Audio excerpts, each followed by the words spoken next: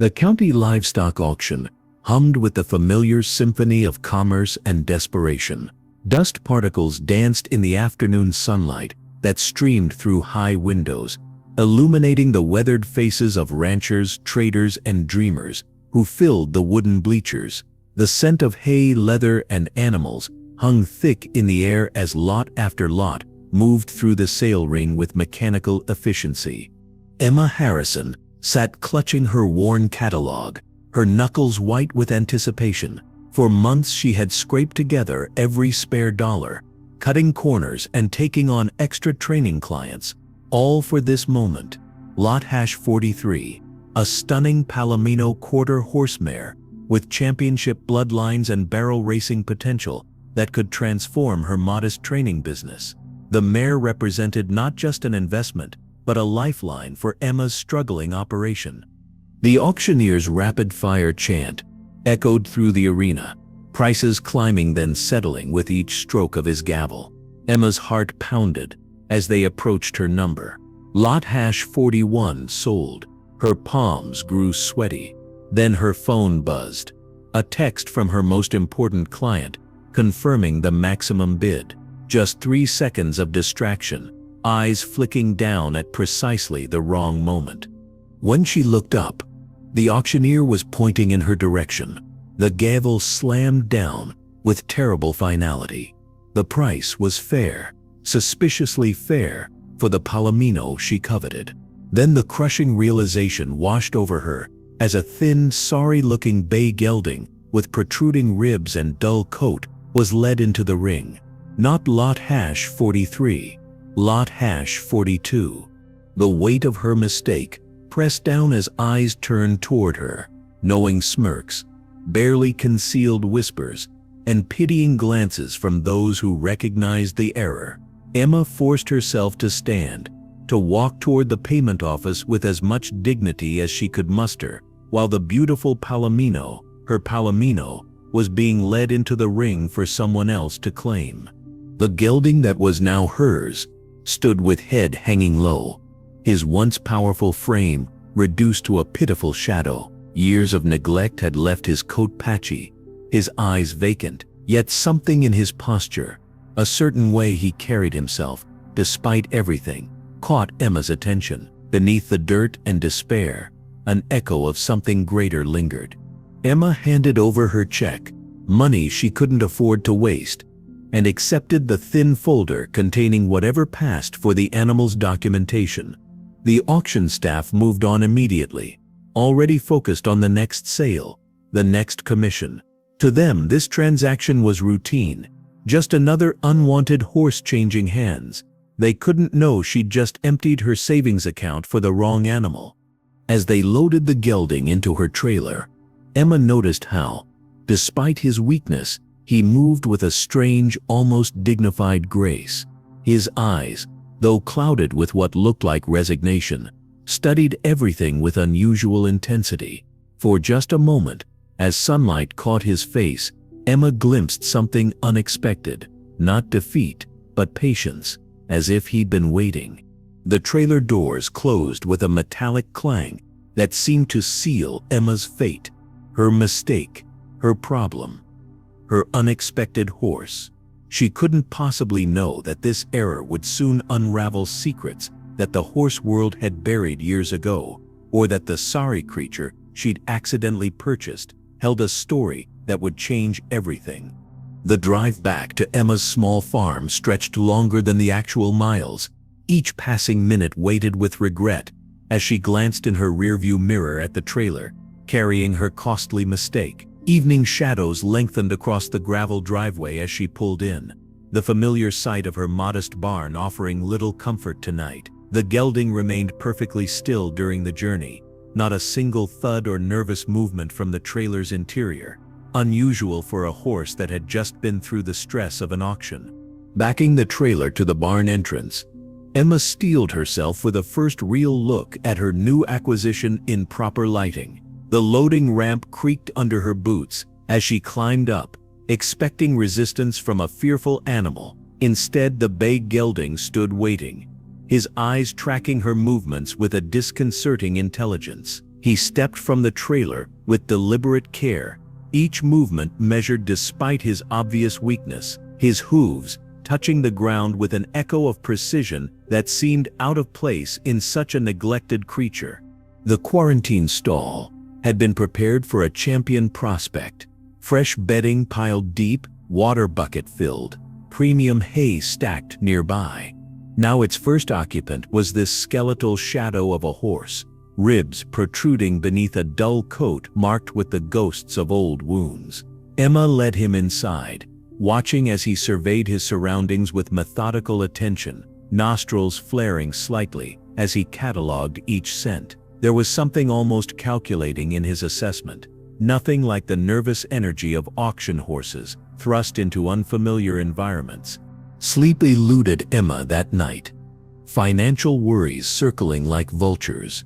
Dawn found her back at the barn, determination replacing disappointment.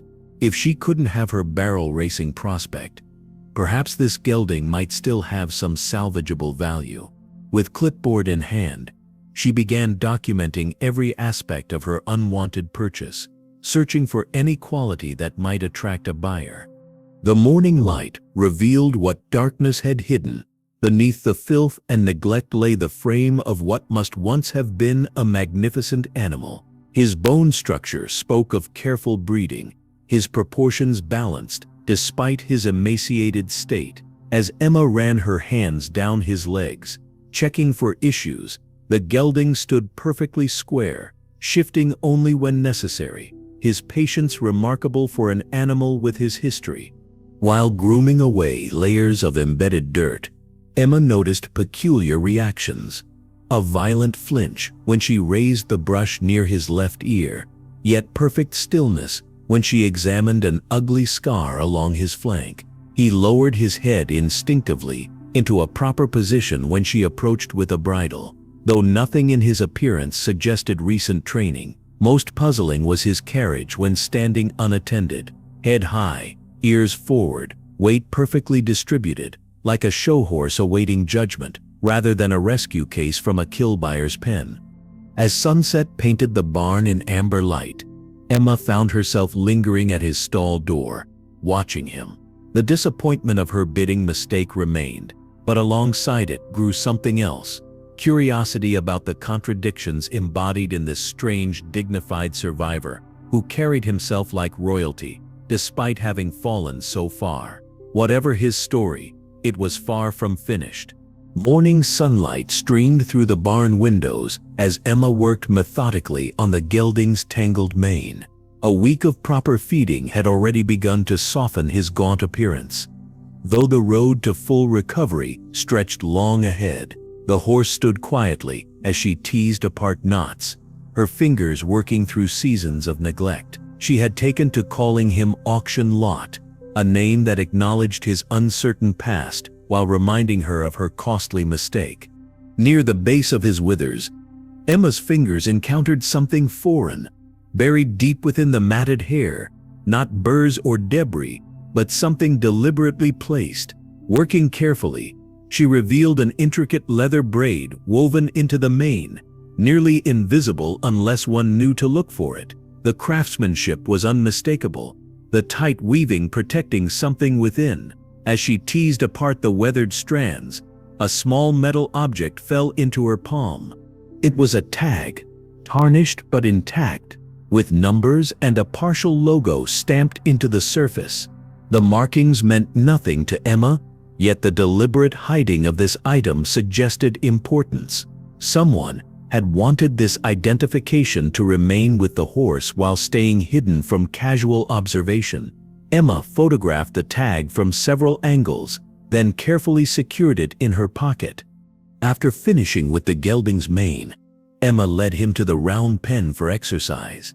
Despite his thin frame, Auction Lot moved with surprising athleticism.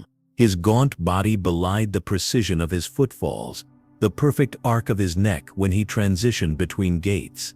Even in his weakened state, there was something exceptional about his movement, a fluidity that couldn't be trained, only bred through generations of careful selection.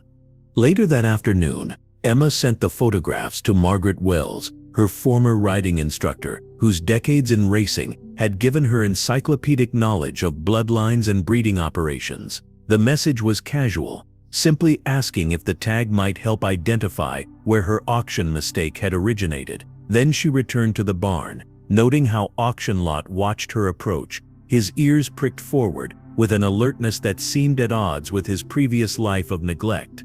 As darkness fell across the farm, Emma was measuring out the evening feed when her phone rang. Margaret's name flashed on the screen, unusual for a woman who preferred text to calls. Emma balanced the phone against her shoulder, continuing to portion grain while greeting her mentor. The conversation began normally enough, Margaret asking about the tag's discovery, its condition, whether there were other markings on the horse. Then Margaret's tone changed entirely, her voice dropping to a near whisper before rising with barely contained excitement. The tag's markings weren't random. They were a registration identifier from Westridge Thoroughbreds, one of the most prestigious racing operations in the country. The sequence matched a horse whose disappearance 5 years ago had created headlines throughout the racing world, a rising star named Highland Storm, who had vanished without trace after a spectacular win that marked him as Kentucky Derby material. Night settled over the barn as Emma stood frozen outside the stall, staring at the gelding with new eyes. The thin, neglected animal before her carried a legacy she could scarcely comprehend, a living ghost from racing legends, a champion whose mysterious disappearance had spawned countless theories. His watchful gaze met hers steadily, as if acknowledging that his secret was finally unraveling. The name Highland Storm echoed through Emma's mind like distant thunder as she sat at her kitchen table, laptop glowing in the pre-dawn darkness. Sleep had become impossible after Margaret's revelation. The gelding in her barn, her mistake, her auction lot potentially carried a legacy that defied comprehension. Emma's fingers moved across the keyboard, searching racing archives, pulling up articles and videos that had gathered digital dust for 5 years. Highland Storm's story unfolded before her, in headlines and breathless commentary. A once-in-a-generation talent, discovered as a yearling, his bloodlines impeccable but not flashy enough to command top dollar at the prestigious sales. Westridge Thoroughbreds had purchased him for a modest sum, then watched in amazement as the colt developed into something extraordinary. His 2-year-old season had been promising, his 3-year-old campaign meteoric. The racing footage showed a bay colt with fluid strides that seemed to devour ground effortlessly. His acceleration in the final stretch, nothing short of breathtaking. Then came the Bluegrass Stakes, his final stepping stone before the Kentucky Derby. Highland Storm had dominated the field, winning by margins that had commentators struggling for superlatives. His Derby future looked certain. Odds makers had already established him as the overwhelming favorite. And then, nothing. The horse vanished from his stall overnight, leaving behind frantic owners, baffled authorities, and racing fans in mourning. Theories had multiplied in the vacuum of facts. Some believed Highland Storm had been stolen by gamblers looking to manipulate Derby odds. Others whispered about insurance fraud, suggesting his owners had orchestrated the disappearance to collect on multi-million-dollar policies. When the colt came up mysteriously lame before his moment of glory, the most disturbing rumors hinted at catastrophic injury hidden from public view. The horse quietly euthanized to protect reputations and breeding stock values. The morning light was breaking as Emma scrolled through photographs, studying the distinctive star marking on Highland Storm's forehead, a jagged white splash that resembled lightning against his bay coat. With flashlight in hand, she hurried to the barn, her breath forming clouds in the cold morning air. The gelding nickered softly as she approached his stall, a sound that seemed impossibly gentle from a creature with his storied past. Emma's hand trembled slightly as she brushed back the forelock that partially covered the gelding's face. There, beneath an ugly scar that had clearly been deliberately inflicted, she could make out the edges of what had once been a striking white marking. The pattern matched perfectly with the photos on her laptop. The unique lightning bolt star that had been Highland Storm's most recognizable feature, now mutilated in an attempt to conceal his identity. Standing in the stillness of dawn, Emma struggled to reconcile the magnificent athlete from the videos with the broken creature before her. How had a horse valued at millions, destined for racing immortality, found himself discarded at a rural auction, passed over by everyone except a trainer who had bid on him by mistake? The gelding gazed back at her with gentle eyes that had witnessed a journey she could scarcely imagine, from glory to abandonment and now to an uncertain redemption.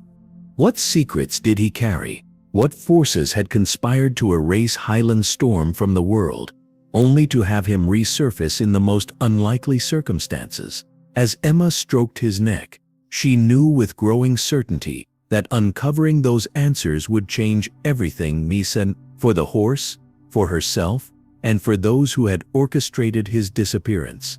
Weeks of proper nutrition transformed the gelding with quiet but unmistakable power. His coat began to gleam with forgotten luster, muscles rebuilding across his once hollow frame, revealing the athlete that had been hidden beneath layers of neglect. Emma documented each change meticulously, photographs capturing the gradual emergence of Highland Storm from the shell of auction lot. The hollows above his eyes filled in, his withers became less prominent, and a certain brightness returned to his gaze, as if parts of himself long submerged were rising back to the surface. Emma worked with him cautiously, respecting the mysteries of his past. One morning, while grooming him in the spring sunshine, a distant thought prompted her to reach for her phone. A simple search, a tap of her finger, and suddenly the sound of a bugle calling horses to post filled the quiet barn. The effect on Highland Storm was instantaneous and electric. His head shot up, ears pricked forward with laser focus, nostrils flaring wide, his entire body tensed, muscles quivering beneath Emma's hand. It wasn't fear that coursed through him, it was recognition, purpose, memory. The transformation was so profound that Emma began experimenting with other track sounds, crowd noise, announcers' calls, the rhythm of hoofbeats. Each elicited responses that confirmed what the physical evidence had suggested.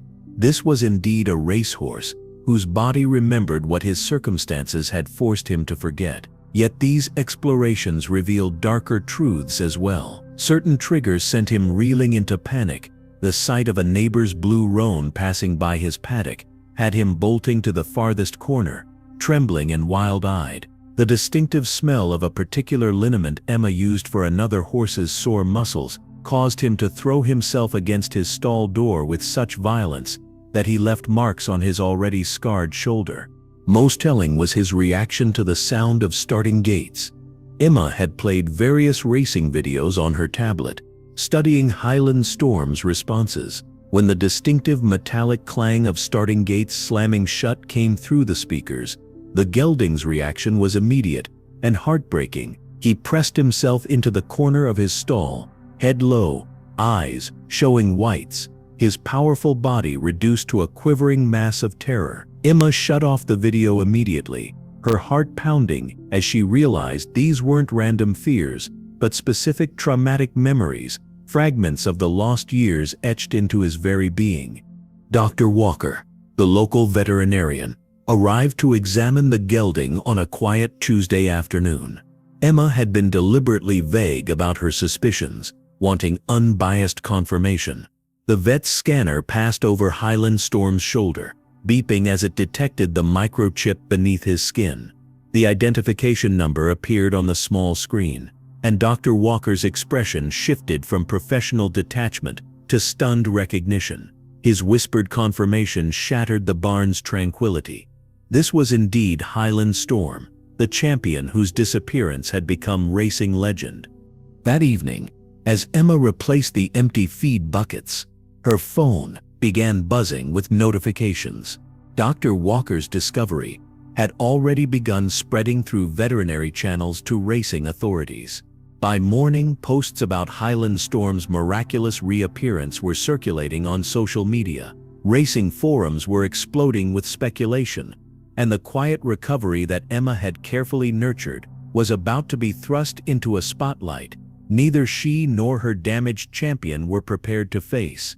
Dawn broke over Emma's farm with unusual commotion. 3 vehicles were already parked at her gate, despite the early hour, occupants wielding cameras with long lenses pointed toward the paddocks. By mid-morning, the quiet country lane leading to her property had transformed into an impromptu parking lot, a stream of visitors arriving hourly. Racing enthusiasts clutched old racing programs like religious texts, journalists shouted questions across the fence line, and photographers jostled for position along the paddock rails, desperate to capture proof of the resurrected champion. Emma retreated to the barn, Highland Storm, safely tucked away in his stall, away from prying eyes. The gelding sensed the change in atmosphere, his posture tense, ears constantly moving, tracking the unfamiliar voices that penetrated his sanctuary. Emma had disconnected her landline after the 20th call and set her cell phone to silent as messages accumulated by the dozens. Word of Highland Storm's miraculous reappearance had spread through the racing world with the speed and force of a wildfire, consuming everything in its path, including Emma's privacy and peace. The black SUV arrived shortly after noon, its polished surface out of place among the dusty vehicles crowding the lane. 2 men emerged, their tailored suits and deliberate movements marking them as different from the enthusiasts and media. They moved with entitled confidence, bypassing the locked gate with a practiced ease that sent a chill down Emma's spine. Their credentials appeared legitimate at first glance. Westridge Thoroughbreds and Capital Insurance Group, the very entities that had featured prominently in Highland Storm's mysterious disappearance. Their offer came wrapped in smooth words and false concern, a chance to relieve Emma of the burden this horse clearly represented, a modest compensation for her troubles, a promise to return the champion to his rightful place. The sum they mentioned was substantial for someone in Emma's financial position, but laughably small when measured against Highland Storm's true value. Their eyes never quite met hers when she asked the obvious questions: how such a valuable animal had ended up discarded at auction, why no serious search had been mounted after his disappearance, whose interests they truly represented. Most telling was their refusal to wait until Highland Storm's original trainer or jockey could come identify him, their insistence that the matter be resolved immediately, today, without further verification. Their persistent pressure built as afternoon shadows lengthened, their initially polite demeanor giving way to thinly veiled threats about legal ownership, insurance claims, and the costs of fighting corporations with limitless resources. Only when Margaret called with urgent news about driving down did the men finally depart, leaving behind business cards with private numbers and a deadline for Emma's decision. The relief of their absence was short-lived. As Emma walked toward Highland Storm's stall to check on him before evening feeding, she noticed subtle disturbances in the barn's usual order: a feed room door slightly ajar, a halter hanging on the wrong hook, fresh scuff marks on the concrete near his stall. Most disturbing was Highland Storm's demeanor. The gelding stood pressed against the back wall, his body tense, eyes wide with an alertness that bordered on fear. Emma's hand trembled as she secured the additional locks she'd fortunately installed days earlier. Someone had been in her barn while she'd been occupied with the visitors, examining her horse, perhaps planning a more permanent solution to the problem of Highland Storm's inconvenient resurrection. The champion wasn't just a valuable horse anymore. He was evidence of something powerful people had gone to great lengths to conceal. Morning fog clung to the rolling hills as Emma guided her truck down the winding road toward Lexington. Highland Storm remained under Margaret's watchful eye, secured behind newly installed locks and a motion-activated camera system. The name Maya Diaz had surfaced repeatedly in Emma's research, a groom who had vanished from the racing circuit shortly after Highland Storm's disappearance. Finding her had required calling in favors from Margaret's extensive connections, eventually leading to a small horse therapy program on the outskirts of Kentucky's horse country. Maya's face registered immediate wariness when Emma approached the round pen where she worked with a group of children and gentle therapy horses. Her eyes darted toward the parking lot, as if calculating escape routes, her body tensing visibly when Emma mentioned Highland Storm. Only after the children's session ended and they retreated to a quiet corner of the barn did Maya's rigid posture soften slightly, her whispered question confirming what Emma had suspected. This woman carried secrets that had haunted her for years. The story emerged in fragments, Maya's voice sometimes dropping to a whisper, sometimes cracking with emotion. Highland Storm's brilliance had been his downfall. After his spectacular win at the Bluegrass Stakes, private veterinary examinations had revealed the beginning of a career-threatening condition, microscopic stress fractures that would require extensive rest and rehabilitation, with no guarantee of a full return to racing form. But the Kentucky Derby was weeks away, and millions had already been invested in the Colts Triple Crown campaign. Insurance policies had been taken out against career-ending injury, policies that would pay out substantially more than the horse could earn through a careful rehabilitation and uncertain return. The decision had been made in closed-door meetings Maya was never part of, but she had overheard enough. Highland Storm would disappear.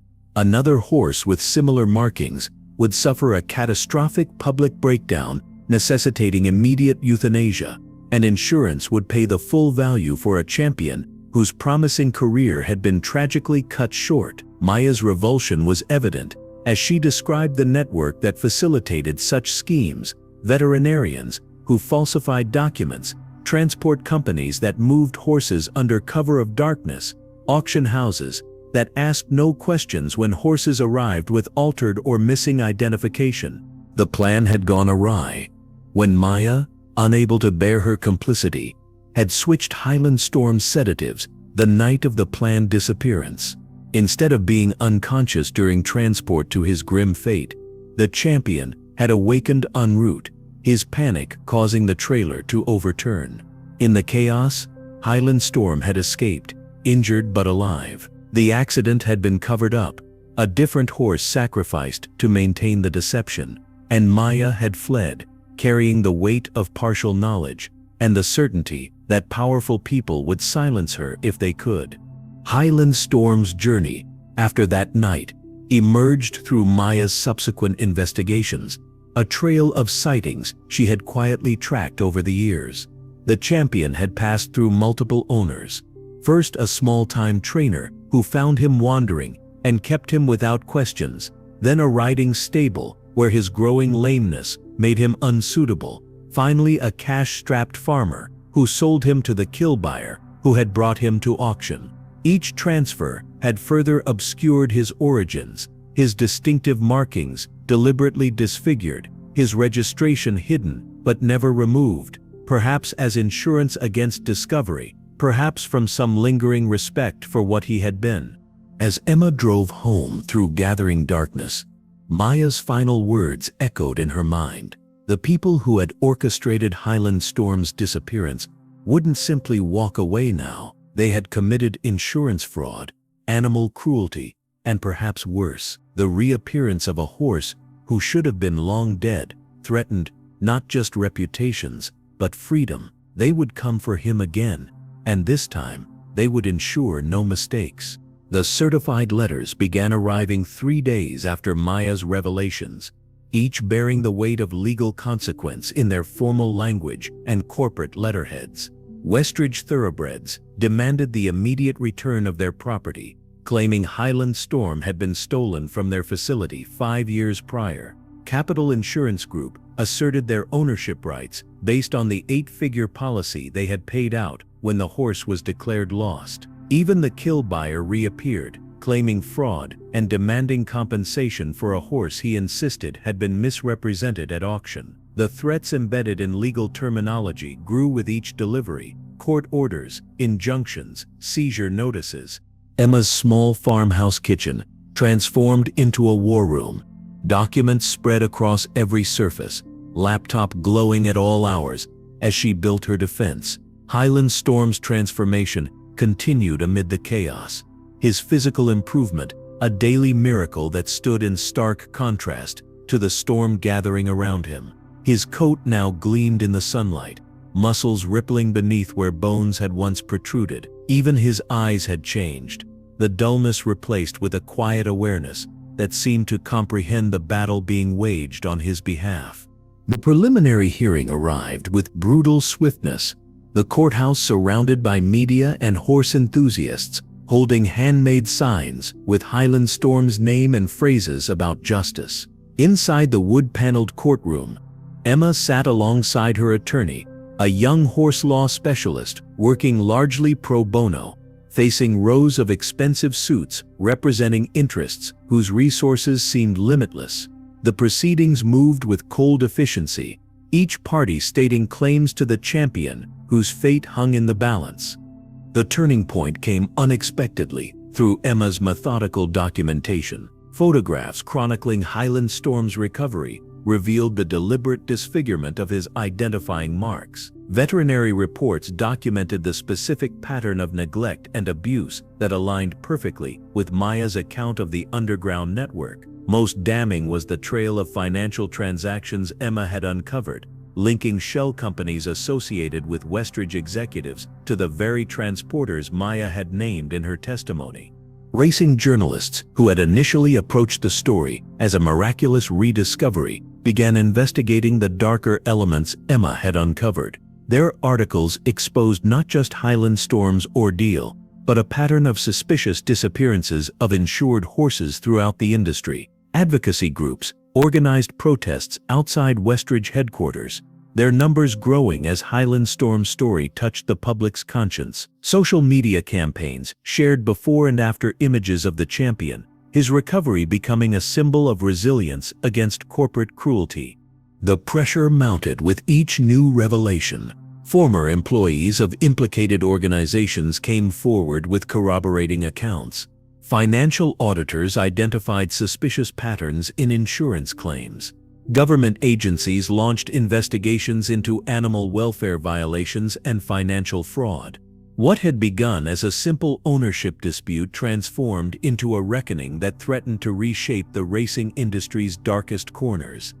Highland Storm's remarkable physical transformation became the visual evidence that swayed public opinion most powerfully.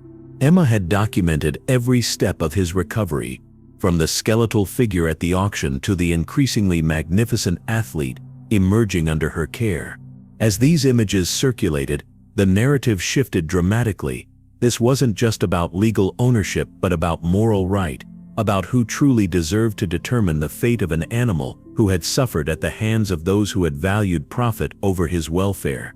The judge's decision to grant Emma temporary custody pending full investigation sent ripples through the racing world. Corporations that had begun the proceedings with arrogant certainty now faced criminal investigations and public relations nightmares. What they had dismissed as a simple retrieval of property had exposed a system of exploitation that could no longer hide in the shadows. As Emma led Highland Storm from his stall into the evening sunlight, his proud stride seemed to carry a new awareness that justice long delayed was finally finding its way to his barn.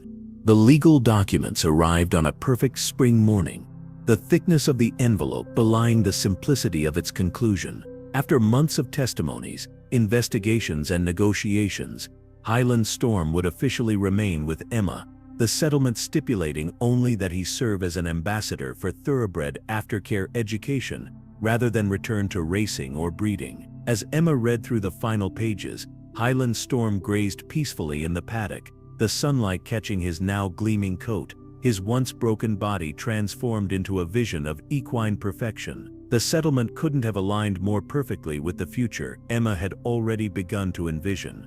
Summer passed in a whirlwind of activity as Emma's small farm transformed.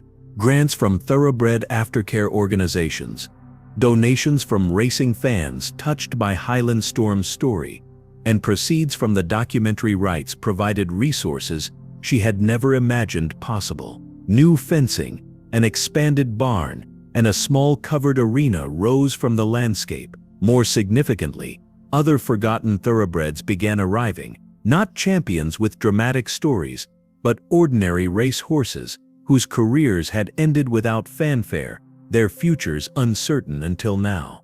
Highland Storm seemed to understand his new purpose. The horse who had once cowered at human approach now stood patiently as groups of schoolchildren tentatively stroked his gleaming neck. The champion, who had known only the singular focus of racing, now gently guided former jockeys, learning to live with disabilities around the gentle curves of the therapy arena. His eyes, once dull with despair, now watched the world with the quiet wisdom of one who had journeyed through darkness and emerged intact. On a crisp autumn morning, with leaves painting the countryside in flame colors, Emma trailered Highland Storm to a small local track that had agreed to open privately for a special occasion. The grandstands held no roaring crowds, just a small gathering of those who had fought alongside Emma, Margaret, Maya, journalists who had exposed the truth, advocates who had rallied support, and children from the therapy program who had never seen their gentle friend in his element. Highland Storm stepped onto the track surface with a transformation so profound it drew gasps from the small audience. His body language changed entirely, power coiling through his frame, neck arching with innate presence. Emma gave him only the lightest guidance as they walked toward the starting point. This wasn't about competition or human glory. It was about allowing a champion one final moment to remember who he had been born to be. At Emma's subtle signal, Highland Storm exploded forward. The years of neglect, the scars, the betrayals, all fell away in the thundering rhythm of hooves against earth. He wasn't racing against other horses or clock or human expectation. He ran for the pure joy of movement, for the wind against his face, for the freedom that was his birthright. As he thundered down the final stretch, his stride opening to its full magnificent potential, tears streamed down faces in the small crowd, witnessing something transcendent, a legend reborn, not for human profit, but for the simple celebration of his own extraordinary spirit. Watching him run, Emma felt a profound certainty settle in her heart. Her greatest mistake, that moment of distraction at the auction, had led her to her truest purpose. This magnificent creature, discarded and forgotten, had transformed not just his own fate, but hers as well. Together they had exposed corruption, changed lives, and created a legacy far more meaningful than racing glory. As Highland Storm slowed to a proud trot, head high and nostrils flared with the thrill of remembered purpose, Emma knew that legends never truly die. They simply find new ways to inspire us all. If you've been moved by Highland Storm's journey from forgotten auction horse to legendary second chance, please hit that like button and subscribe to our channel for more incredible stories of resilience and redemption in the horse world. Thank you for watching, and I'll see you in the next video, where another extraordinary journey awaits.